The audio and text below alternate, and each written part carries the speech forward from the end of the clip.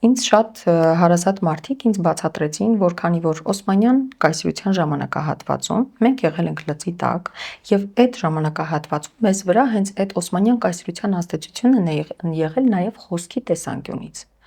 բառերի ձևով դրանք շեշտադրությունների եւ շատ այլ այդպես լեզվամտածելակերպի վրա էր ազդեցություն։ Ռուսերենը հաստատ ունեցել է, հա։ Հետո դա արդեն եկել է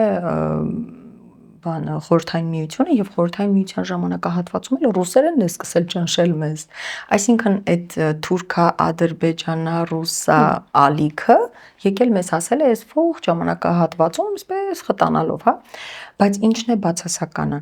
Սա ինչքան խտացել է, այդքան դուրս է մղվել հայերենը ցավոք սրտի։ Ու մենք հիմա շատ հանգիստ գործածում ենք, չգիտեմ, շտեպցել, տելևիզոր, դիվան, բան բառերը։ Ու ես այդ բառերը միշտ հատուկ տենց պաթոսով եմ շեշտում, որ մարդկանց նյարդայնացնի, որովհետև մենք իսկապես հենց այդպես էլ գործածում ենք։ Ուղղակի չենք լսում մեզ։ Մենք ինքներս մեզ չենք լսում։ Հիմա հարց եմ հնչեցնում։ Вообще, հա, շատ ենք օգտագործում։ Ես եմ օգտագործում, կուզենայի չօգտագործեի, բայց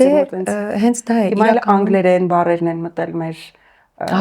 այ տեսեք, բառապաշար ու դա այս ժամանակաշրջանի խնդիրն է, բայց մի շատ կարևոր բան կա։ Գիտակցություն, որ դու հայ ես։